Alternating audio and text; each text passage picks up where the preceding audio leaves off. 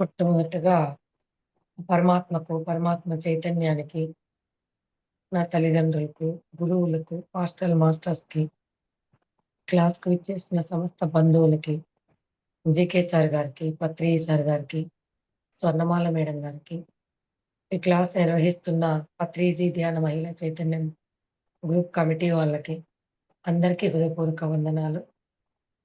ఈరోజు యోగ పరంపర పుస్తకము కంప్లీట్ చేసుకుందాము. ఇంకా ఎన్ని రోజులు పడుతుందో తెలీదు, చూద్దాం. యోగ పరంపరలో మొన్న మాట్లాడుకున్నాము. శౌచము, సంతోషము, స్వాధ్యాయం అంటే మనం తెలుసుకున్నాము. ఈరోజు ఇక తర్వాత ఈశ్వర ప్రణిధానం అన్న నియమం అంటే అంతా దైవమే. ఎందుకంటే నేను కూడా అది అలా ఎప్పుడు అనుకుంటున్నాను. ఎక్కడన్నా వెళ్ళని, ఏ కార్యంలో అన్నా ఉన్ని, నేనున్నది ఎక్కడ? ఈశ్వర ప్రణిధానంలో. కాబట్టి నాకు అంతా మంచే జరుగుతుంది. నేను చేయవలసిన కార్యమే నా దగ్గరకొస్తుంది. నేను వినవలసినవి, చూడవలసిన దగ్గరే నేనుంటాను అని అనుకుంటాను. అంతా దైవ పదార్థమే. అంతా ఆత్మమయమే. దైవం కానిది ఏముంది? జీవుడు శ్వాస రూపంలో మనకి శ్వాసను 21,600 శ్వాసలు అందిస్తూ ఉన్నాడు. అంతరంగంలో ఉండి అంతా నడిపిస్తూ ఉన్నాడే, అదే పరమాత్మ. అదే ఈ ప్రపంచంలో గూడా ఆ విధంగానే జరుగుతూ ఉంది అని తెలుసుకొని, ఆ స్థితిలో అందులో జీవించే స్థితినే ఈశ్వర ప్రణిధానము అని అన్నారు. ఈశ్వర ప్రణిధానం అంటే నాలో ఉన్న చైతన్యము, సృష్టిలో ఉన్న చైతన్యము, సకల కోటి చరాచర జీవకోటిలో ఉన్న చైతన్యము వేరు కాదు. అంతా నేనే. అహం బ్రహ్మస్మి అని అనుకున్నాం. సర్వం కల్విదం బ్రహ్మ. అహం బ్రహ్మస్మి అంటే నేను బ్రహ్మనై ఉన్నాను. సర్వం కల్విదం బ్రహ్మ. నేను ఏదైతే ఉన్నానో ఈ సకల చరాచర జగత్తు అన్ని జీవాల్లోనూ అంతా ఆ బ్రహ్మమే. ఇంకా నేను వేరు కాదు, అక్కడ ఉన్నది వేరు కాదన్నప్పుడు భావం వేరుగా ఉండదు కదా! అందుకే ఈ యోగ సాధన పరాకాష్ఠ ద్వారా ఎలా వస్తుందంటే పరమైనది. అన్నిటికీ గోప్యమైనది, గొప్పది. ఎలా అంటే యమ నియమాలన్నవి మనకి పూర్తిగా ఎప్పుడైతే అలవడతాయో అప్పుడే మనకి యోగ సాధన సాధ్యమవుతుంది. అప్పుడే మనము సహజంగా జీవించగలుగుతాము. అంటే బలవంతంగా కాదు. బలవంతంగా ఇప్పుడు చెప్తే రండి అని ఏదో మొఖమాటంతో మన మాట కాదనలేక, మనం ధ్యానంలో కూర్చోమన్నామని అలా అనలేక వాళ్ళు బలవంతంగా వచ్చేవాళ్ళు ఎన్ని రోజులొస్తారండి?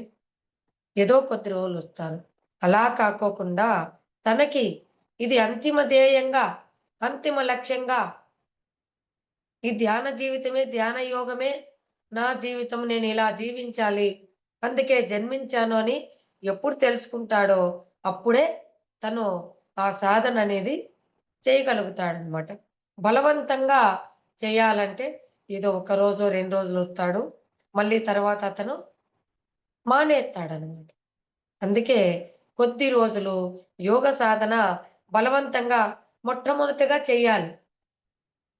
మనము ఈ దృష్టి అంతా ఎక్కడ నిలిపామో, ఎంతసేపు పుస్తకాలు, టీవీలు, జనాలు, చెట్లు, వస్తు సముదాయం ఇలా చూసాం. ఒక్కసారిగా చీకటి ప్రపంచాన్ని చూడడం అలవాటు చేయాలంటే, కొంచెం సాధన చేయాలి గదా!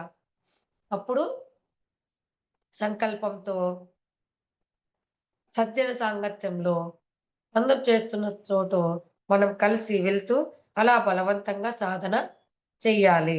తర్వాత కూర్చునేదొచ్చింది. మరి మనసు కూర్చోబెట్టాలి గదా! అప్పుడు గూడా మనం ఏం చేయాలంటే, ఆ మనసుకు కూడా అలవాటు చేస్తూ ఉండాలి. ఆలోచనలు గుర్తుకొస్తూ ఉంటాయి. కానీ వాటిని పపక్ పక్కకు పంపిస్తూ ధ్యాన సాధన చేస్తూ ఉండాలి. అలా రోజు రోజు యోగ సాధన చేస్తూ ఉంటే, ఏమి ఆలోచన లేకోకుండా చేస్తూ ఉంటే, ఈ యమనియమాలన్నటివి వాటంతట అవే మన జీవితంలో అత్యంత ముఖ్యంగా అవి ప్రవేశిస్తాయి. అలవాటయిపోతాయి. చిన్న పిల్లలు పెరిగి పెద్దవారైతారు గదా! ఆ విధంగా మనలో ఉన్న కొంచెం కొంచెము ఉత్తమ గుణాలు, ఉత్తమమైనటువంటి అలవాట్లు రోజు రోజుకు పెరుగుతూ వస్తాయి. ఎలా అంటారా? ఒక బీజము భూమిలో వేశాం. అది వర్షమొచ్చింది. అది మలిచింది. దానంతట అదే 2 ఆకులు, ఇంకా కొద్దిగా కాడ పెరిగి, ఆకులు, రెమ్మలు, కొమ్మలు, కాండాలు మహావృక్షం అయిపోయింది గదా! ఆ విధంగా మొట్టమొదటగా మనం కూడా ఏం చేయాలి? ఆ బీజాలను వెయ్యాలి. ఎటువంటి బీజాలను? సత్యం మాట్లాడాలి, ధ్యానం చేయాలి, తిష్టగా ఆసనం వేసుకోవడం నేర్చుకోవాలి. మనసులో నా మనసును గూడా ధ్యానంలో కూర్చోబెట్టడం నేర్చుకోవాలి.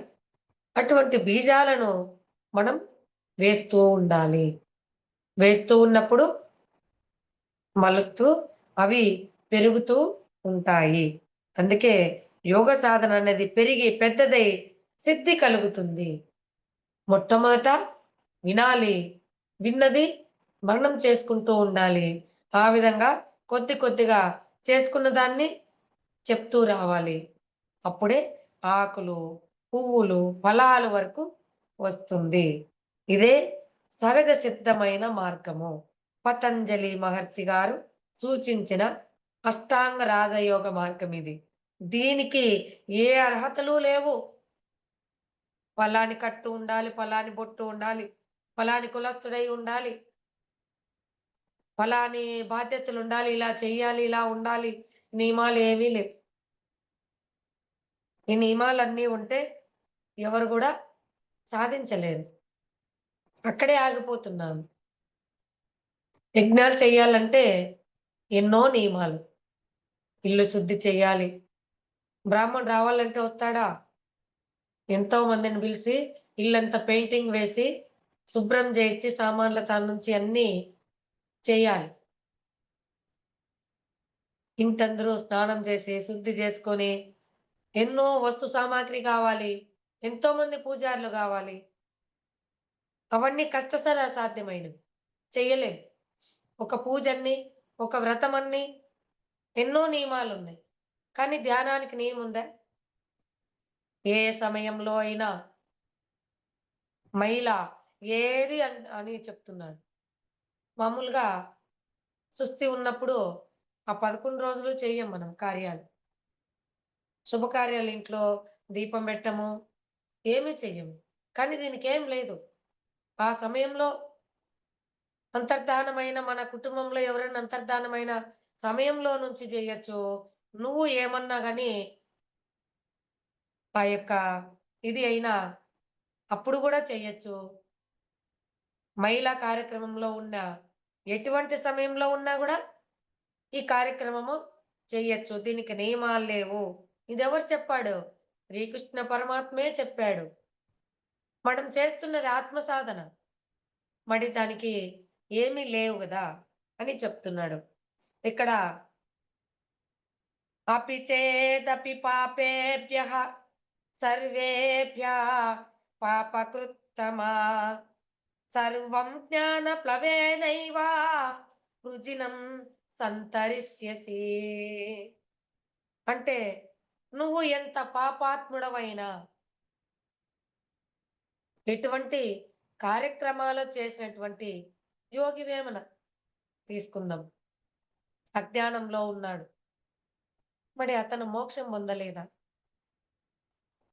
ఒక వ్యక్తి రోజు ఆమె అన్య కార్యక్రమాలకు వెళ్ళేది. డబ్బు సంపాదిచ్చేది. ఆమె చేస్తూ ఇతరులు గూడా ఆ పనులకు పురమాయించేది. అలా ఉన్నటువంటి భగవంతుడు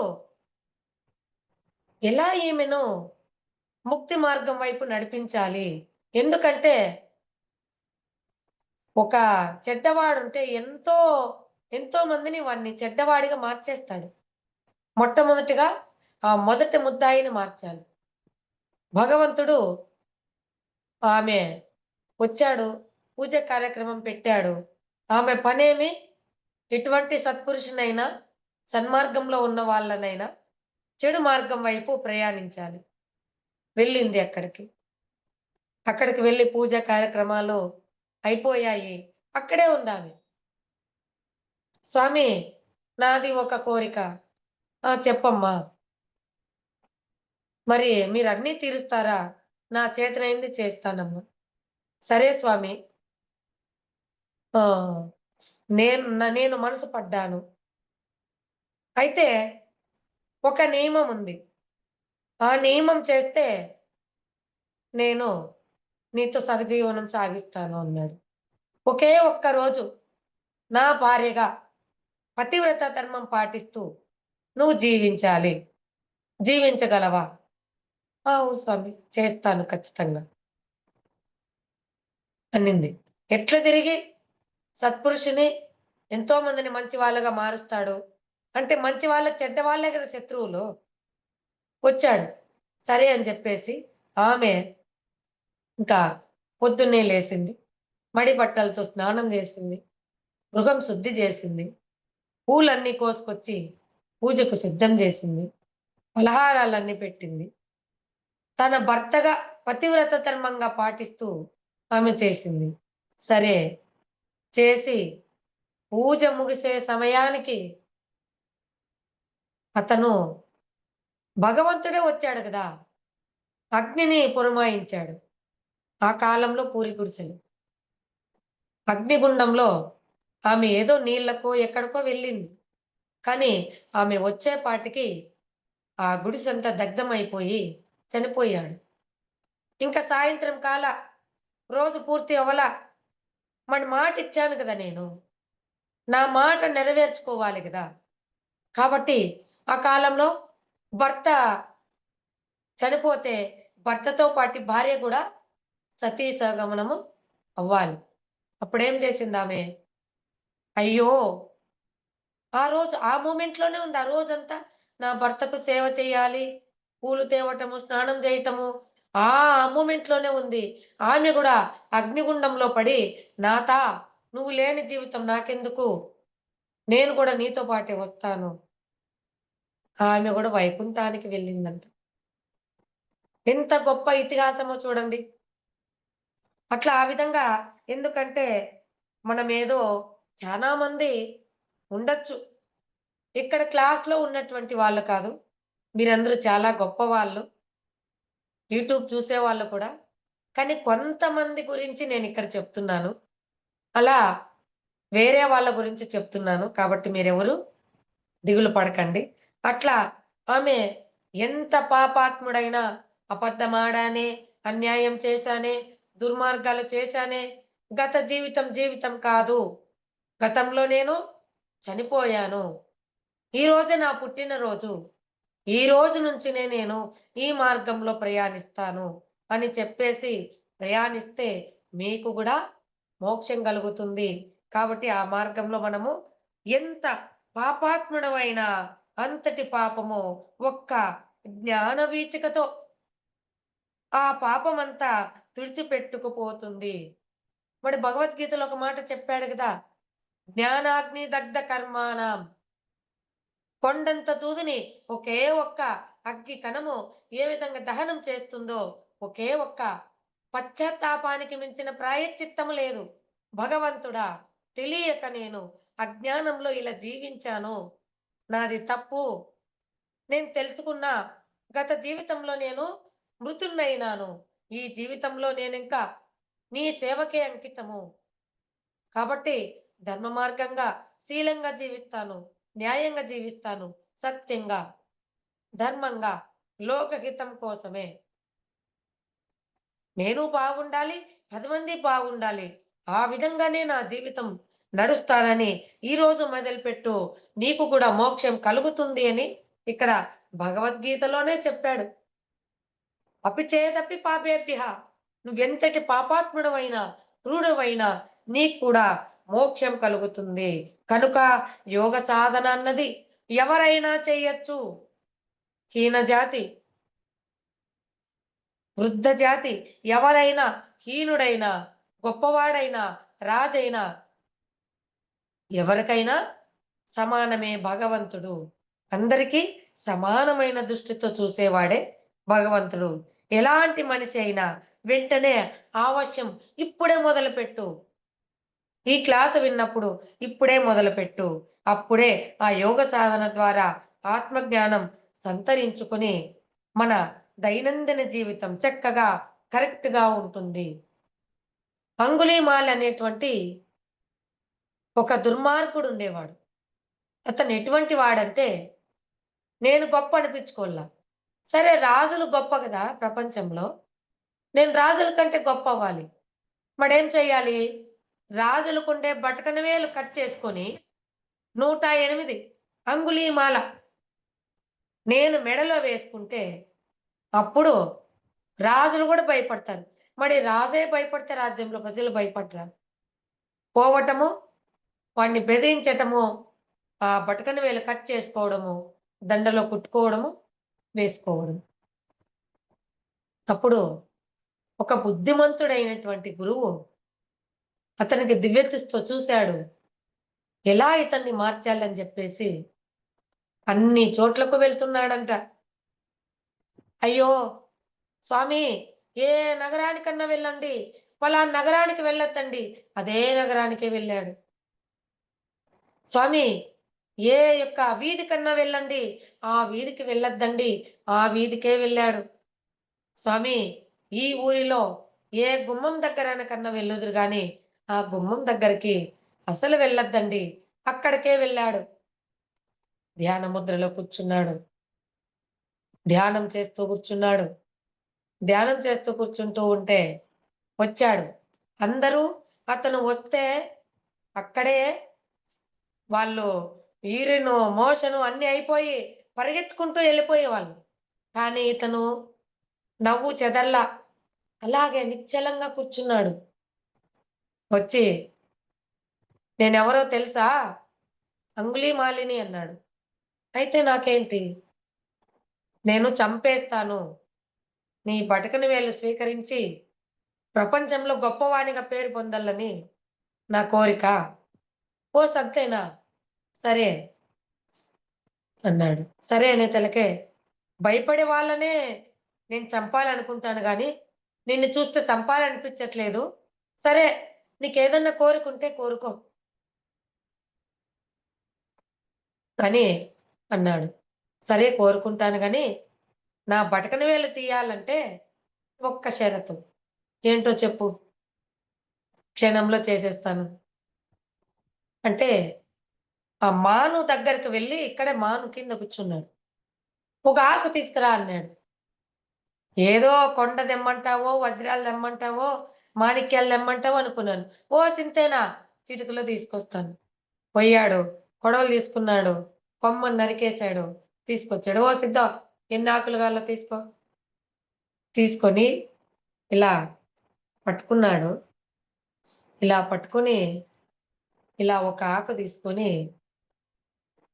ఈ కొమ్మ మానుకు తగిలిచ్చేసేయి. నేను చెప్పింది ఒకే ఒక్క ఆకు. మరి ఈ ఆకు ఈ కొమ్మ తెంచమని నీకెవరు చెప్పారు?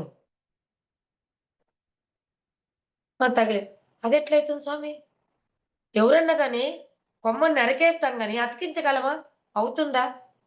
అతికించే శక్తి లేనప్పుడు ఖండించే శక్తి నీకెవరిచ్చారు? నీకెలా వచ్చింది? నీకు తెలుసా స్వామి? మరి మనిషి ప్రాణం తీయొచ్చు గాని పొయ్యలేం గదా! అది కూడా సాధ్యమే. ప్రాణం పోసే శక్తి నేర్చుకునే దానికే నేను ధ్యానంలోకొచ్చాను. నేను ధ్యానం చేస్తున్నాను. నువ్వు కూడా రా. నిజమా స్వామి? ఒక జీవికి ప్రాణం పొయ్యొచ్చా? ప్రాణం పోస్తేనే గొప్ప గాని, ప్రాణం తీయటం గొప్ప కాదు గదా! ఎవరు చేయలేరు ఈ ప్రపంచంలో. అతని సంకల్పం ఏమి గొప్పవాడవ్వాలని కోరికుంది గదా! అప్పుడు ఇతని దగ్గర వెళ్ళాడంట అరణ్యానికి. ధ్యానంలో చేస్తూ గొప్ప సాధువైపోయాడు. అతని ఎన్నో వింతలు, వినోదాలు, అష్టసిద్ధులు కలిగాయి. మళ్ళీ అందరికీ అంగుళీమాల యొక్క బాధ తప్పోయింది. అందరూ వస్తున్నారు.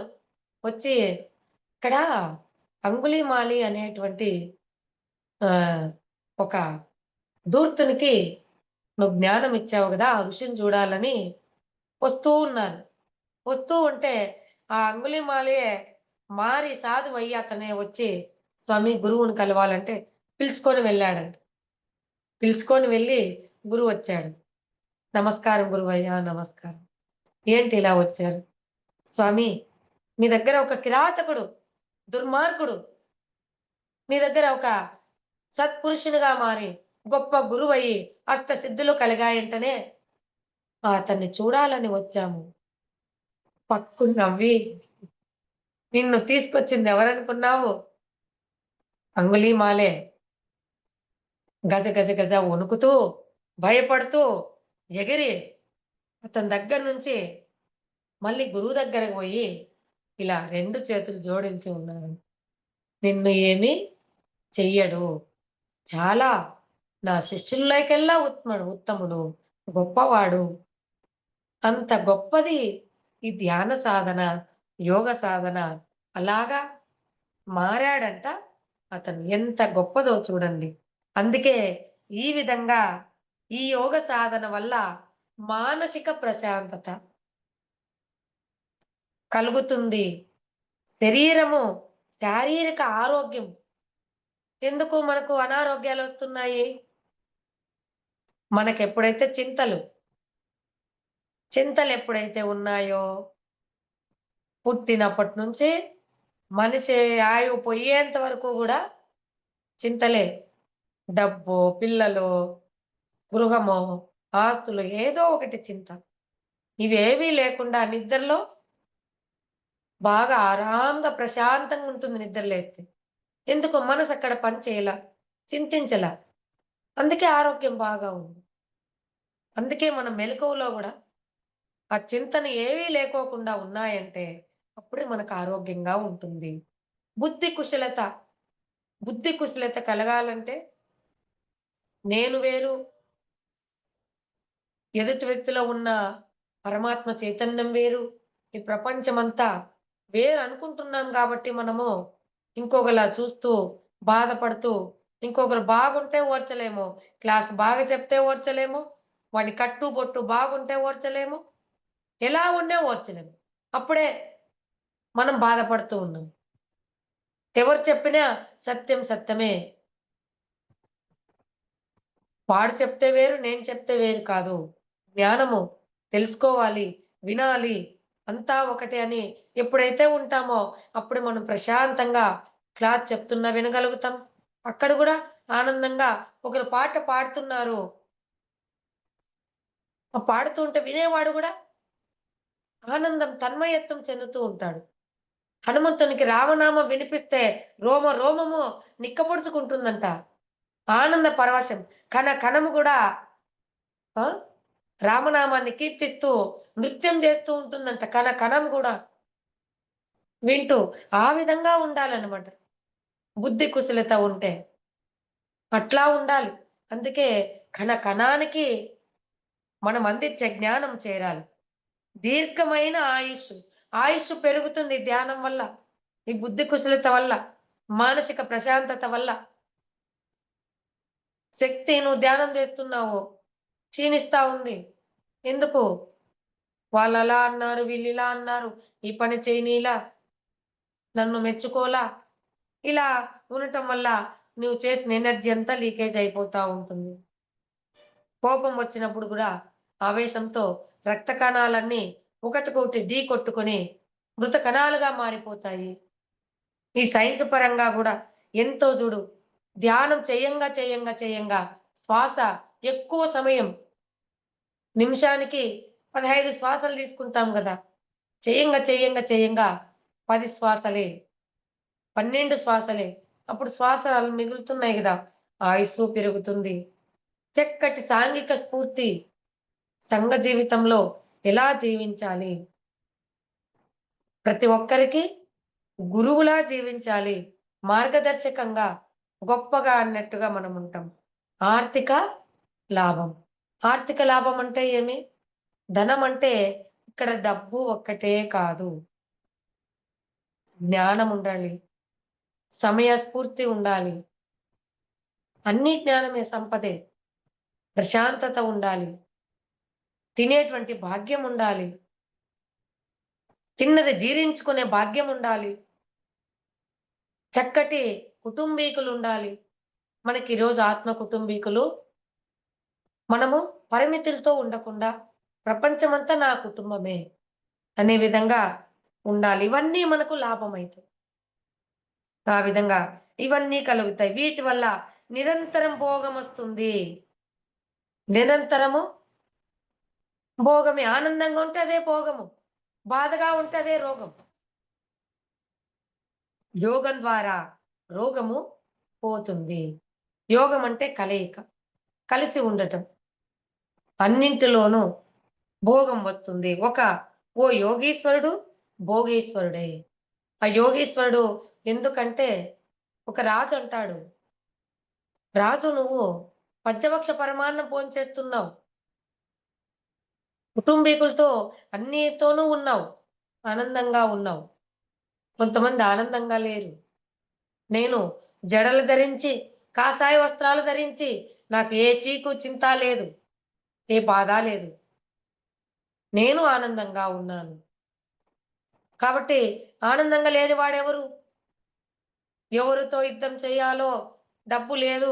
నిరంతరము సమస్యలతో చచ్చి బతుకుతూ ఉంటాడే వాడే ఆనందంగా ఇక్కడ ఆనందంగా ఉండేవాడెవడు? డబ్బున్నవాడు ఆనందవంతుడు, భోగీశ్వరుడు కాడు. ప్రశాంతంతంగా ప్రశాంతంగా ఎప్పుడైతే ఉంటాడో వాడే భోగీశ్వరుడు. యోగీశ్వరుడే భోగీశ్వరుడు. కదా! అంతే గదా! అన్నీ ఉన్నాయి. జాబ్‌కు వెళ్ళాలి, తినాలంటే అన్నం తింటే ఎక్కువ షుగరేమో, తినాలంటే భయము. ఎక్కడన్నా వెళ్ళాలంటే భయము. ప్రశాంతత లేని జీవితము వాడు యోగీశ్వరుడు కాదు, భోగీశ్వరుడు కాదు. అందుకే పిరమిడ్ స్పిరిచువల్ సొసైటీస్ వారి కార్యక్రమం అందరిని రాజయోగులుగా తయారు చేస్తా ఉంది. రాజంటే అన్ని భోగాలతో సుఖంగుంటున్నాడు. మనం ఇక్కడ ఏ భోగాలు లేకపోయినా అంతరంగంలో ఆనందంగా ఉన్నామే. మనం గూడా ఇక్కడ రాజయోగంగా ఉన్నట్టే. బుద్ధి యోగం వేరు, పతంజలి యోగం వేరే అని అనుకునేవారు మూర్ఖులే. ఎందుకంటే ఆ! జీసస్ యోగం వేరే అనుకునేవారు ఇంకా మూర్ఖులే. అంటే భగవంతుని దగ్గర భగవంతుని పూజలు, వ్రతాలు ఇక్కడ కలిసుండేవారు వేరే, ఆ సంఘంలో ఉండేవాళ్ళు వేరే, వీళ్ళు వేరే అనుకునేవాడు మూర్ఖుడు. ఎవరు నిజమైనటువంటి వాడంటే, ఇక్కడ ఎవరైతే అంతరంగంలో ఏది గొప్పది? మదిని శుద్ధము చేయు మార్గాన్ని విఘ్నులు మతమని చెప్పుదురు మనసా. మతములన్నిటి యొక్క ఏకైక లక్ష్యంబు మదిని శుద్ధము చేయుటే కదా! మన మనసు శుద్ధంగా మార్చుకోవటమే. కాబట్టి ఏది గొప్పది? ఇక్కడ ధ్యాన యోగమే గొప్పది. ఏ మాత్రం యోగ సాధన చెయ్యని వారు కూడా యోగం గురించి తెలియకుండానే మాట్లాడుతూ ఉంటారు. ఏమి వాళ్ళు సాధన చేయకపోయినా గూడా యోగము, కలిసి ఉండటము అని చెప్తూ ఉంటారు. ఆ భగవద్గీత చదివో, ఇంకో చోట వినో. కానీ ఈ విషయంలో పిరమిడ్ స్పిరిచువల్ సొసైటీ వారిది ఒక్కటే ఒక్క ప్రణాళిక. ప్రతి ఒక్కరూ ధ్యాని కావాలి. ఇక్కడ ఏం కావాలి? ధ్యాని కావాలి. ధ్యాని అయ్యి యోగి కావాలి. యోగంతో కలవాలి. యోగి అంటే ఏమి? కలవటం. ధ్యానం చేస్తున్నాము. కళ్ళు మూసుకొని శ్వాస తీసుకుంటూ వదులుతున్నాము. కానీ అంతరంగంలో ఎంతసేపటికయిపోతుంది ధ్యానము? నేను ఆఫీస్‌కి వెళ్ళాలి. నేను డబ్బు సంపాదించాలి. ఈ టైంలో నా ఎలా నువ్వు కలిసావు? ఎలా ధ్యానమైతుంది? అంతరంగంలో ఆలోచన లేకోకుండా మనసు బుద్ధి ఆత్మతో లయమయ్యి ఉచ్ఛ్వాస, నిశ్వాసను సాగిస్తూ ఈ శ్వాసను గూడా ఆత్మకు లయం జేస్తే అది ధ్యానం. అలా చెయ్యి. అదే ధ్యానం అవుతుంది. కాబట్టి ప్రతి ఒక్కరు ధ్యాని కావాలి. ఋషి అయ్యి మనము ధ్యానులమయ్యి, ధ్యానం చేసి ఋషి అయ్యి, రాజర్షి అయ్యి, బ్రహ్మర్షి అవ్వాలి. ఆ విధంగా అదే మన జీవితంలో లక్ష్యము. మన జీవిత లక్ష్యమేమి? ధ్యానం చేస్తూ ప్రాపంచిక విషయాలు కోరుకోకూడదు. నేను గొప్ప ఋషిగా అవ్వాలి. ఋషి అయ్యి, ఒక యోగినవ్వాలి. తర్వాత బ్రహ్మర్షినవ్వాలి. ఆ విధంగా, ఆ విధంగా మనము తయారవ్వాలన్నదే మన లక్ష్యమనమాట. మన జీవితంలో లక్ష్యం ఇది. మనం ఎందుకు పుట్టాము? ధ్యానం చెయ్యడానికే పుట్టామన్నది మనం తెలుసుకోవాలి. ఎప్పుడు మన ఆయుస్సు తరిగిపోయి, శిథిలావస్థలో మన శరీరం ఉండి, కూర్చోలేక, నిలబడలేక, ఎవరు మాట్లాడక, ఒంటరైనప్పుడు నువ్వు ధ్యానం చేయాలంటే చేయలేవు. కాబట్టి ఈ రోజు నుంచే నువ్వు నేర్చుకోవాలి. అది చేస్తేనే మన ఈ జన్మ ఆఖరి జన్మ అయ్యేది. ఎందుకంటే ఎన్నో జన్మల నుంచి మన ఆత్మ జన్మలు పొందుతూ ఉంది. ఎందుకు నీకింకా విసుగు కలగలేదా మనసా? అని మనకు బోధిస్తూ ఉంది. ఎన్నో జన్మల్లో పిల్లలన్నావు, సంసారమన్నావు, సేద్యమన్నావు, సంపాదనన్నావు, కీర్తి పేరు ప్రతిష్టలన్నావు, ఇలా తిరుగుతూనే ఉన్నావే. ఈ విధంగా మలమూత్రంలో, గర్భంలో ఉన్నటువంటి శిశువు దుర్గంధంతో, అనేక క్రిమి కీటకాలతో ఎంతో అవస్థపడి బయటికి రావాలి. అక్కడ గూడా ఎన్నో గర్భస్థ శిశువులు అక్కడే ఇదయిపోతున్నాయి. కొంతమంది పుట్టినాక ఇలా నీకు విసుగెత్తలేదా? అని మన ఆత్మ మనకి చెప్తూ ఉంటుంది. కాబట్టి ఆ కర్మ జన్మ కావాలంటే మనము ఈ ప్రాపంచికాన్నంతా గూడా వదిలేయాలి. తామరాకు మీద నీటి బొట్టులా ఉండాలి. ఇప్పుడు తామరాకు మీద నీటి బొట్టు ఎలా ఉంటుంది? గాలొచ్చిందనుకో సడెన్‌గా నీళ్ళలోకి పడిపోతుంది. ఆ విధంగా మనం గూడా సమయం వచ్చినప్పుడు ఎప్పుడైనా సిద్ధంగా, ఈ రోజైనా సిద్ధమే భగవంతుడా నేను.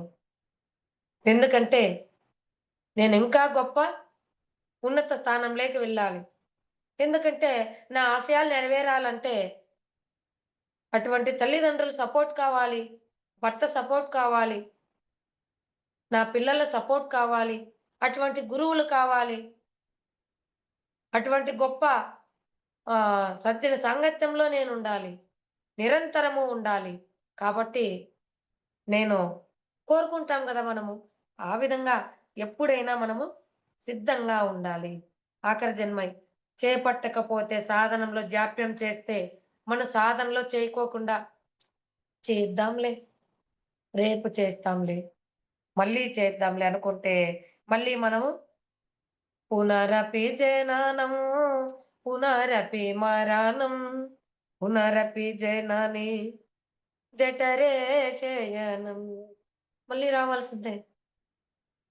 మన బకాయిలన్నీ మళ్ళీ తీర్చుకోవాల్సిందే. మనం కంప్లీట్ చేయాల్సిన కార్యక్రమాలన్నీ మళ్ళీ వచ్చి చేయాల్సిందే. కాబట్టి అనేది ఎప్పటికీ జరుగుతూనే ఉంటుంది. ఈరోజు ఉదయం అయింది. రేపు మళ్ళీ ఉదయం అవుతూ ఉంటుంది. కాబట్టి మనం గూడా మన జీవితంలో కోరికలున్నాయంటే, ఆ కోరికలు తీర్చుకోవడానికి మళ్ళీ జన్మ ఎత్తాల్సిందే. తల్లిదండ్రుల ఆదరణ పొందాలి. నేను జాబ్ తెచ్చుకోవాలి. నేను గొప్పగా ఉండాలి. ఏ కోరిక ఉన్నా నువ్వు మళ్ళీ రావాల్సిందే. ఆ ఒక్కటి నెరవేరుతుంది. మిగతావన్నీ ఎలా ఉంటాయో తెలీదు. తల్లి ప్రేమ కావాలనుకున్నావు. తల్లి బానే ఉంటుంది. కానీ తండ్రి ఎలా ఉంటాడో తెలీదు. అత్తగారు, మామగారు ఎలా ఉంటారో తెలీదు. ఆడపడుచులు ఎలా ఉంటారో తెలీదు. ఆ విధంగా ఉంటుంది మళ్ళీ అన్నమాట. ఆ విధంగా కోరికలతో వస్తే అందుకే మనం ఏ కోరికలతో ప్రాపంచిక కోరికలతో కాకోకుండా ఆధ్యాత్మిక కోరికలతో నేను మళ్ళీ జన్మంటూ తీసుకుంటే గొప్ప ధ్యాన సాధన చేయాలి. 10 మందికి క్లాసులు చెప్పాలి. నేను నిరంతరము 24 గంటలు ధ్యానం చెయ్యాలి. ఉన్నత లోకాల్లోకి ప్రవేశించే విధంగా నేను తయారవ్వాలి. ఈ జన్మలో తెలియకుండా అజ్ఞానంతో, బాల్యంతో మాంసాహారం సేవించాను. మళ్ళీ జన్మలో అటువంటి నా తల్లిదండ్రులకు కూడా ధ్యానులై ఉండి, అటువంటి తల్లిదండ్రుల గర్భంలో నేను పుట్టాలి. అటువంటిగా సంకల్పం చేసుకుంటే, ఆ రోజు ఎందుకు బాధపడతాము? ఎందుకంటే, ఇప్పుడు సెల్లుంది. ఇది సెల్ అనుకుందాం సపోజ్. ఇందులో ఏవేవో ఉన్నాయి యాప్స్ అన్నీ. కానీ ఇదంతా బాగా వర్క్ చేయలేదు ఈ సెల్లు. సిమ్ తీసేస్తాము. కొత్త సెల్లు తీసుకున్నాము. అందులో వేస్తాము. అందులో ఇంకా ఎక్కువ ఫీచర్స్ 4 జీబీ, 3 జీబీ, 2 జీబీ వాడాను.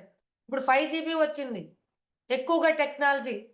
24 గంటలు నెట్ ఒస్తా ఉంది. చాలా బాగా ఉంది. మరి అందులోకి మార్చినప్పుడు బాధపడుతున్నామా? బాధపడలేదు. ఆ విధంగా మన ఆత్మ గూడా ఇంకో గొప్ప శరీరం లేకపోయేటప్పుడు ఎందుకు ఎక్కడ చావనేది లేదు. మార్పిడే. ఇందులో ఉన్నటువంటి జీవి అందులోకి మారుతూ ఉన్నాం. మరి అటువంటప్పుడు మనము ఆనందంగా ఉంటాం గదా! అదే ఇక్కడ మనం తెలుసుకోమంటాడు. మనం ఏది కావాలంటే అది సాధించగలం. నిజమే గదా! లాయర్ కావాలనుకున్నవాడు లాయర్ అవుతున్నాడు. టీచర్ కావాలనుకున్నవాడు టీచర్ అవుతున్నాడు. కలెక్టర్ కావాలనుకున్నవాడు కలెక్టర్ అవుతున్నాడు. నేను గొప్ప ఋషి కావాలనుకుంటే నువ్వెందుకు అవ్వవు?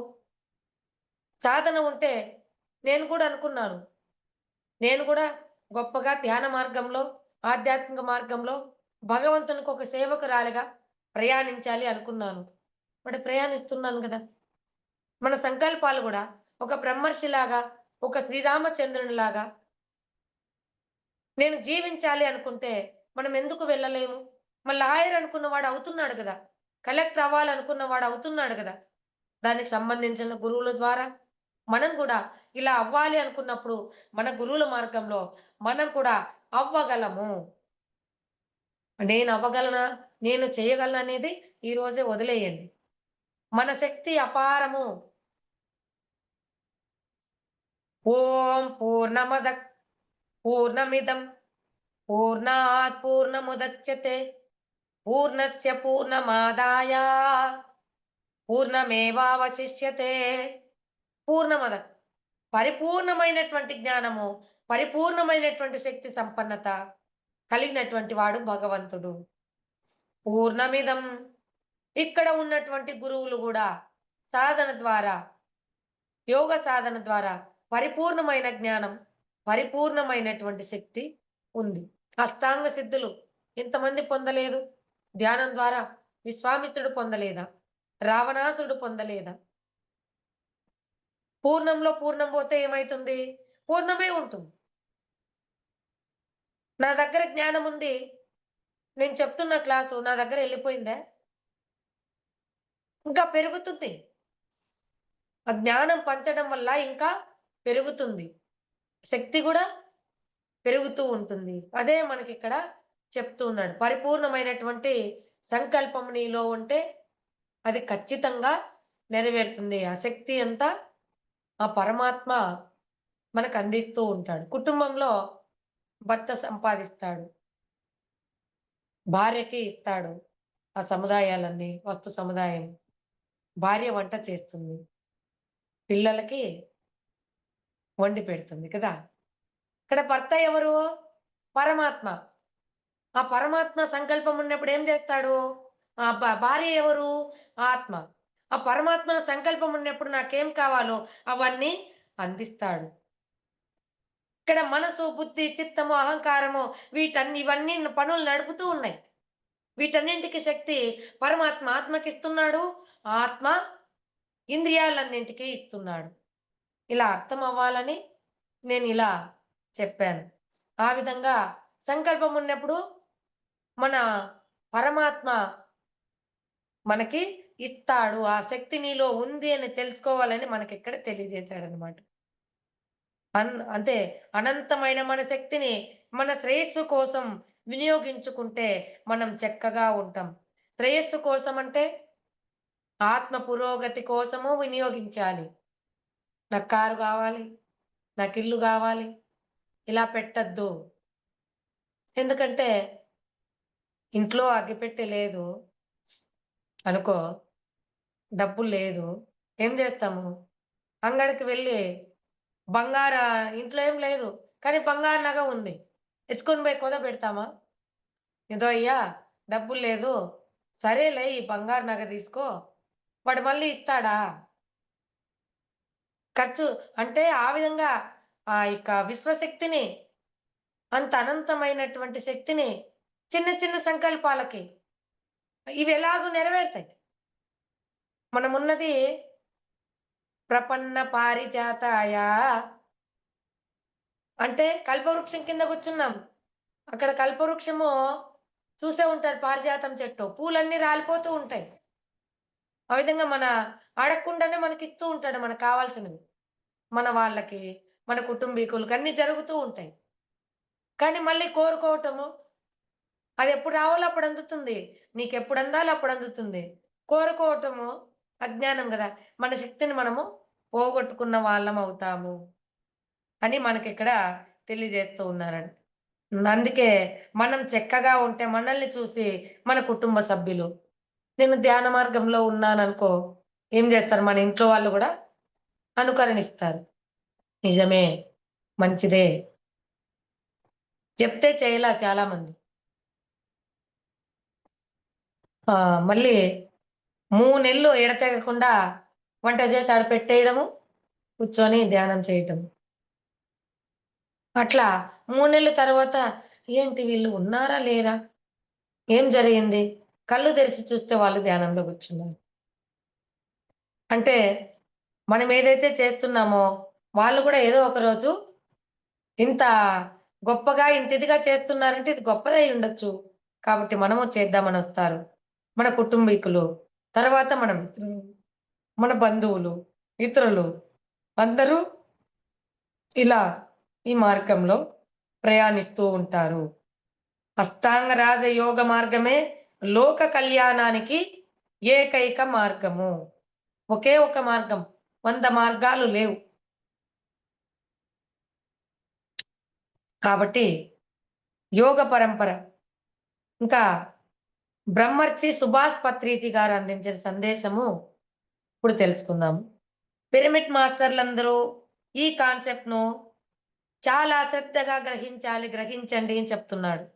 ఎందుకంటే చాలా అత్యద్భుతమైనటువంటి విషయం మనమిప్పుడు తెలుసుకోబోతున్నాము. మనకిప్పుడు చెప్తా ఉన్నాడు. పత్రిజీ సార్ ఇప్పుడు మనకి చెప్తా ఉన్నాడు. మానవుడు జంతు సామ్రాజ్యాల నుంచి అంటే ఆ ఒక్క గ్రూప్ సోల్ నుంచి అందులో ఉన్నటువంటి ఆత్మ చైతన్యం ఉంది గదా! సామూహిక ఆత్మ నుంచి ఒక వ్యక్తిపరమైన ఆత్మగా అంటే మామూలుగా మనం అన్ని కింగ్‌డమ్సు, వృక్ష, జంతు వీటి నుంచి వచ్చాం గదా! ఆత్మగా, ఇండివిడ్యువల్‌గా, సోల్‌గా మానవ జన్మలో ప్రవేశించిన తర్వాత కానీ మనం ఇప్పుడొచ్చాం. మానవ శరీరంలో ప్రవేశించి ఎన్నో జన్మలు దాటుకొని ఎన్నో జన్మలు కింగ్‌డమ్స్‌లో, ఎన్నో జన్మలు వృక్ష జాతిలో, ఎన్నో జన్మలు జంతు జాతిలో, ఎన్నో జన్మలు మానవ జాతిలో గూడా దశలున్నాయి. బాలాత్మ, యుక్తాత్మ, ప్రౌఢాత్మ ఇవన్నీ దాటుకొని ప్రవేశించిన ఒకానొక పూర్ణాత్మగా రాగాలంటే ఎన్ని జన్మలు దాటుకొని రావాలి? బాలాత్మగా ఎన్నో వందల జన్మలు, యుక్తాత్మగా ఎన్నో వందల జన్మలు, ప్రౌఢాత్మగా ఎన్నో వందల జన్మలు. విముక్తాత్మగా ఎన్నో వందల జన్మలు. విముక్తాత్మ దాటిన తర్వాతనే పూర్ణాత్మ అన్నమాట. ఆ విధంగా పూర్ణాత్మ నుంచి ఒకానొక శకలంగా ఒక అణువు, ఒక అణువులాగా మానవ జన్మ పరంపరలో ప్రవేశించినప్పటికీ అంటే పూర్ణాత్మ అంటే భగవంతుని చైతన్యం నుంచి ఒక శకలం అంటే ఒక తోకచుక్కలాగానో ఇప్పుడు సూర్యుని నుంచి ఒక చిన్న రేణువు వచ్చి మనం గమనించే ఉంటాం. మనకు అర్థం అవ్వాలని మంచు ముక్క అనుకుందాం.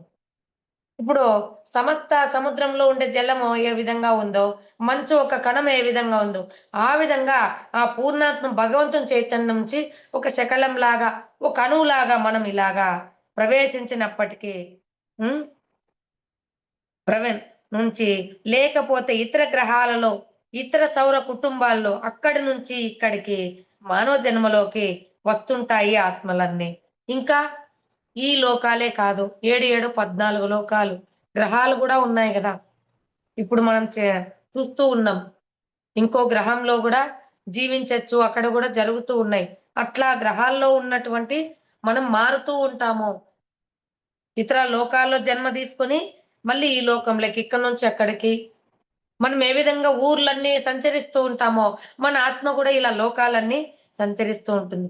అలా ప్రవేశించడం మొదలుపెట్టినప్పటి నుండి ఎన్నో జన్మలు మానవ శరీరాలను తీసుకుంటూ ఆత్మలు దీనిని ఏమంటామంటే జన్మ పరంపర అని అంటాము. ఒకసారి మానవ జన్మలోకి వచ్చిన తర్వాత ఆత్మ మళ్ళీ ఇంకో జంతు ప్రపంచంలోకి పోదంట. ఎందుకంటే పోకుండా ఉండాలంటే మనం బాకీ రుణగ్రస్తులుగా ఉండకూడదు. ఎప్పుడో అంటే very, very important especially cases అని చెప్తున్నాడు. అంటే ఎప్పుడో తప్పితే కనక మనం తప్పితే మనం ఇందు నుంచి ఉత్తమ లోకాలకు వెళ్ళొచ్చు. ఉత్తమ జన్మ పొందొచ్చు. తప్పితే ఇప్పుడు సపోజు నియమాలు తప్పితే ఏం జేస్తారు? తగ్గిస్తారు. స్కూలుకి వెళ్ళాడు అబ్బాయి. చదువుతూ ఉన్నాడు. అబ్బాయికి ఏబీసీడీలేం రాలేదనుకో ఏం జేస్తారు? సిక్స్త్ క్లాస్‌లో ఉన్నా గూడా పదా నువ్వని ఒకటో తరగతికి పంపిస్తారు. అట్లా ఆ విధంగా మనం గూడా ఆ కర్మలనేటివుంటే ఉన్నప్పుడు మనం గూడా ఆ బాకీలన్నీ తీర్చుకొని రావాల్సిందే మళ్ళీ. ఈ మానవ జన్మ పరంపర అనేది ఒక అత్యద్భుతమైనటువంటి విషయము. అందుకే ఈ జన్మ పరంపర చివరి స్థితుల్లోనే మానవుడు జ్ఞానవంతుడవుతుంటాడు. చివరి దశ ఎవరైతే అప్పుడే జ్ఞానం వినగలుగుతాడో, వినాలనే కోరిక పుడుతుంది. అతను తెలుసుకుంటాడు. అతనికి అర్థమవుతుంది. మిగతా వాళ్ళకి రామాయణమంతా విని అవునండి. సీత ఏమవుతుంది రామునికి? వాని మనసెక్కలేదు. కాబట్టి కూర్చోవటం మనసు కూర్చోవటం రావాలి. అందుకే ఒక కి ఒక చెట్టు పైన 2 పక్షులు ఏకాంతంగా ఏకం ఎప్పుడైతాయో అప్పుడు భగవంతుడు అపారమైన జ్ఞానాన్నిస్తాడంట. ఆ చెట్టు ఏది? జ్ఞానం అనేటువంటి మహావృక్షం పైన 2 పక్షులు ఒకరు చెప్పేటువంటి గురువు అనేటువంటి పక్షి, ఇంకొకరు వినేటువంటి శిష్యుడు అనేటువంటి పక్షి. ఆ 2 యొక్క దృష్టి, మనస్సు 2 ఏకమయ్యి ఏది చెప్తుంటే అదే వింటున్నారు. అతను దానిపైన దృష్టి ఉంది. చెప్పే అతనికి. వినే అతనికి దానిపైనే దృష్టి ఉంది. అప్పుడు భగవంతుడు అపారమైన జ్ఞానాన్ని ధారాళంగా కురిపిస్తూ ఉంటాడంట. కాబట్టి చెప్పేవాడు మనసు ఏదన్నా ఆలోచనొచ్చిందా? ఆ సబ్జెక్ట్ చెప్పలేడు. ప్రశాంతమైన మనస్సు ఉంటేనే అతను చెప్పగలుగుతాడనమాట. ఆ విధంగా ఉన్నప్పుడు మాత్రమే ఆ విషయం మనకి ఈ విషయమే భగవద్గీతలో శ్రీకృష్ణుడు చెప్పాడు. అందుకే బహూనాం జన్మనాబంతే జ్ఞానవాన్ మాం ప్రపద్యతే. ఎన్నో జన్మల తర్వాత మానవ జన్మం. ఈ జన్మం ఇక దుర్లభమురా అని చెప్తుంటారు. ఇక దొరకదు. కోటి జన్మలు దాటుకొని వచ్చావు. ఏ బకాయిలు లేకోకుండా మనం ఉన్నామా? తర్వాత పశ్చాత్తాపానికి మించిన ప్రాయశ్చిత్తము అది వేరే. మనకు తెలియకుండా మన పాదాల కింద ఎన్ని చీమలు హతమయ్యాయో, ఎన్ని ఇదయ్యాయో అది వేరే. కానీ తెలిసి స్వార్థం కోసము ఒక కంసునిలాగా కంసుడు ఏం చేశాడు? దేవకీదేవి అష్టమ గర్భ సంతానం వల్ల నా ప్రాణం పోతుంది. నేను బ్రతకాలి. ఎంత దుర్మార్గము చూడండి. ఎవరన్నా గాని ఋషులు తపస్సు చేస్తుంటే వాళ్ళందరిని చంపేశాడు. గర్భవతులందరిని చంపేశాడు. చిన్న పిల్లలందరినీ ఇంకా ఉన్నాడేమో. గుళ్ళో పూజలు చేసే వాళ్ళందరినీ ఒకే ఒక్క ప్రాణం నిలబడటం కోసము ఇన్ని అవసరమా? చూడండి ఎలా చేశాడు. గర్భవతులను, పూజారులను, తపస్సు చేసే వాళ్ళను, యజ్ఞాలు చేసే వాళ్ళను, చిన్న పిల్లలను, కసి కందమ్మలనే కనికరం లేకోకుండా నా ఒక్క ప్రాణం పోతే పోనీలే. ఇన్ని వేల ప్రాణాలు నేను తీయాలా అనేటువంటి ఆలోచన లేదు చూసారా? క్రూరం గదా! అందుకే ఈరోజు మనం కూడా మన దేహం బాగుండడం కోసము ఇన్ని వేల యొక్క పక్షి జాతి, జంతు జాతి ఇవన్నీ హతమవ్వాలా? మృతి పొందాలా? ఏమవసరము? ఎప్పటికైనా మనం పోయేది గ్యారంటీనే. పోనీలే ఈరోజే పోనీలే ఏమైంది?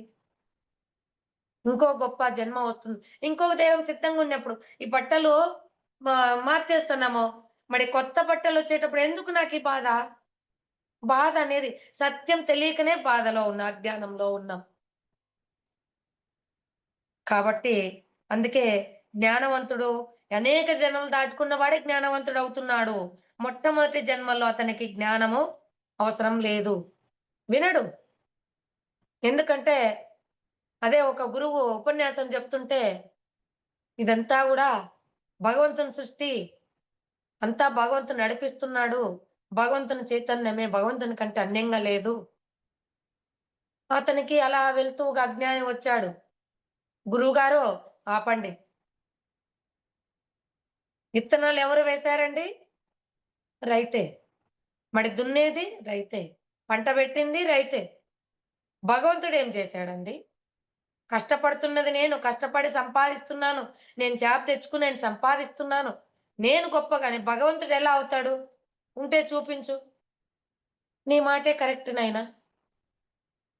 నువ్వు నిజమే చెప్పావు. నిజమే. గమ్మగెళ్ళిపోయాడంట. ఎందుకంటే వితండవాదము. వాడెలాగో వినడు. నువ్వు 100 మాటలు చెప్పు, 1,00,000 మాటలు చెప్పు. వాడు ఎందుకంటే వాడు కళ్ళు మూసుకొని ఉన్నాడు. కళ్ళు తెరిసి చూస్తే బయట ఉన్న ప్రతిబింబం ఫలాందంటే వానికి అర్థమవుతుంది. కళ్ళు మూసుకొని ఉన్నవానికి ఇది ఫలాందంటే ఏమర్థమవుతుంది? వాడు జ్ఞాన నేత్రం తెరుచుకునేంత వరకు వానికి అర్థం అవ్వదు. మళ్ళీ వీళ్ళు ఏంది గురువుగారు ఇన్ని రోజులు మేమంత పిచ్చివాళ్ళమా? ఇక్కడ కూర్చోబెట్టుకొని పనులు పాటలు వదిలేసి నీ దగ్గర కూర్చొని ఇన్ని చెప్తా ఉంటే వాడికి చెప్పింది మాకు చెప్పలేదే. వాడు అజ్ఞాని. వానికి చెప్పాల్సింది వానికి చెప్పాను. వాడెళ్ళిపోయాడు. మీకు చెప్పాల్సింది అందుకే ఎవరికేం చెప్పాలో అది అంటే ఏ తెలిసిన వానికి ఏయే చెప్పాలి. బి తెలిసిన వానికి బినే చెప్పాలి. వాడు అజ్ఞానంలో ఉన్నాడు. వానికదే కరెక్టు. కాబట్టి అక్కడ గొడవ అవసరమా? ఒక గంట సేపు మాట్లాడితే ఎన్నో క్యాలరీస్ బర్న్ చేసుకొని కొట్లాడినా, చెప్పిన అర్థం చేపిచ్చాలన్నా అర్థం చేసుకోడు వాడు. ఆ విధంగానమాట. వానికి అవసరం లేదు. వానికి చెప్పొద్దు. చెప్పినా వేస్టే. నీ ఎనర్జీ వేస్టే. అవన్నీ వేస్టే. చిన్న పిల్లల బొమ్మలతో ఆడుకున్నట్లు మానవుడు శరీరంతోనే ఆడుకుంటున్నాడు. అంతే గదా! ఎంతసేపు మనము టైం దొరికిందంటే ఒక మూవీకి వెళ్దామా?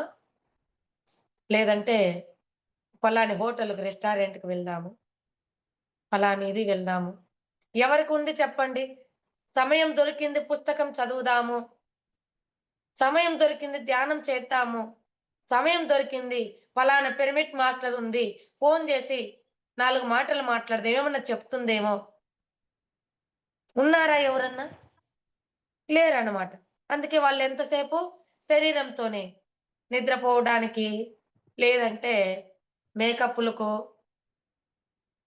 లేదంటే ఎక్సర్‌సైజులు, సినిమాలకు, పబ్బులకి బాగా ముందు జన్మలో బాగా నిర్విరామంగా పుణ్యం జేశాడు. డబ్బు బాగా వచ్చింది. ఆ డబ్బు బాగా వచ్చి వాడేం చేయాలి? పుణ్యం సంపాదించాలి. పుణ్యం సంపాదించి ఉత్తమ లోకాలకు వెళ్ళాలి. అలా కాకోకుండా బాగా సుఖంగా జీవిస్తూ, నిద్రపోతూ, నిద్ర అంటే బాగా వాడు కష్టపడలా, నిద్ర రాదు. ఏం చేస్తాడు? పబ్బులకు, విందులకు, వినోదాలకు వెళతాడు. జబ్బులొస్తాయి. ఆఖరికి వాడు జబ్బులకు హాస్పిటల్ చుట్టూ వాడికి సమయమే దొరక తిరగటమే సరిపోతా ఉంటుంది.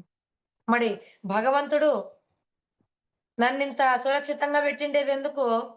మళ్ళీ జన్మలో నేను జంతు జన్మ పొందడానికా? రోగాల పాలయ్యి హాస్పిటల్ పాలవ్వడానికా? కాదు. నువ్వు కష్టపడకపోయినా, నువ్వేమి చేయకపోయినా, నీకు 3 పూట్ల జరుగుతా ఉంది. నీ పనులన్నీ జరుగుతా ఉన్నాయంటే, నువ్వు ఆధ్యాత్మిక సాధన చేసుకోవడానికి ఒక మంచి అద్భుతమైన అవకాశం ఇచ్చాడు. పుస్తకాలు చదివి, జ్ఞానం తీసుకుంటూ, చేసుకుంటూ మనము జీవించాలి. కాబట్టి మనము శరీరం శాశ్వతం అనుకుంటున్నాము. ఆత్మ శాశ్వతమైనది. అలా ఈ విధంగా శరీరం కోసమే ఎందుకంటే తుమ్మెద జెప్పాడు వాసన. తుమ్మెద ఏం జేసింది? పువ్వులో ఆ యొక్క వాసన చూస్తూ అక్కడే ఉండిపోయింది. రేపు తెల్లారుతుందిలే, రేపెళ్ళిపోదాంలే అని అక్కడే ఉంది.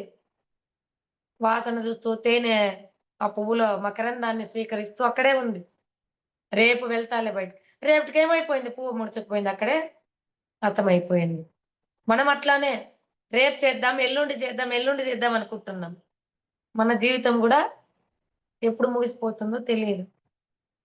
ఆ విధంగా మనం కూడా తెలుసుకోవాలనమాట. మిడత రంగును జూసి మోసపోయింది.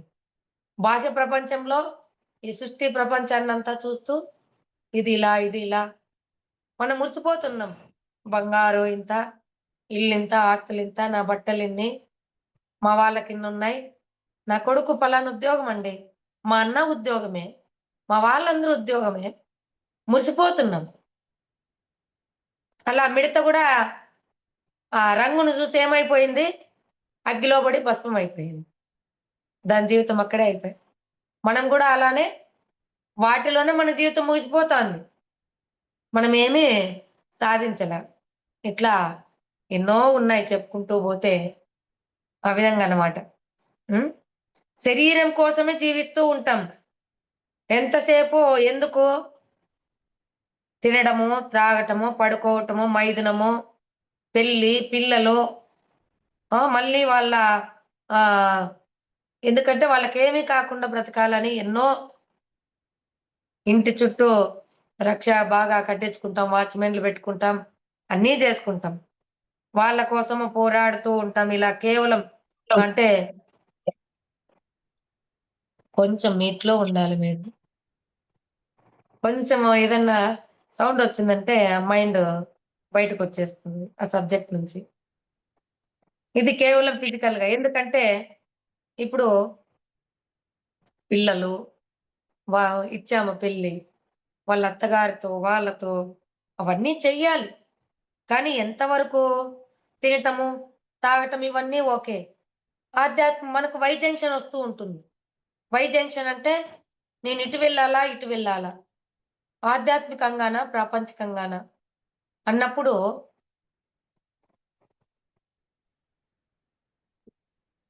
ఇప్పుడు ధ్యానం క్లాసు ఉంది. అదే సమయంలో నేను ఏదో ఒక ఫంక్షన్‌కి వెళ్ళాలనుకున్నాను. కానీ ఇక్కడ పెళ్లి అనేది నేను వెళ్ళకపోయినా జరుగుతుంది. కాకపోతే ఒక క్లాస్ అనేది, ఒక ఇదనేది నేను వెళ్ళకపోతే జరగదన్నప్పుడు నేనేం చేయాలి? క్లాస్‌కే ప్రిఫరెన్స్ ఇవ్వాలి. అట్లా ఆ విధంగా మనం కూడా ఈ తిండి, త్రాగటము వీటి కోసమే కాకోకుండా మనము 50% ప్రాపంచికానికి, 50% ఆధ్యాత్మికానికి కూడా విలువ ఇవ్వాలి. అలా ఇచ్చినప్పుడే మన జీవితము ధన్యమవుతుంది. మేడం కాబట్టి టైమయింది. మేడం టైమయిందండి. Okay madam. మళ్ళీ థాంక్ యూ మేడం. తీసుకుందురు గాని మేడం. హ్మ్. చాలా బావుందండి మీరు చెప్పే క్లాసు. Thank you madam.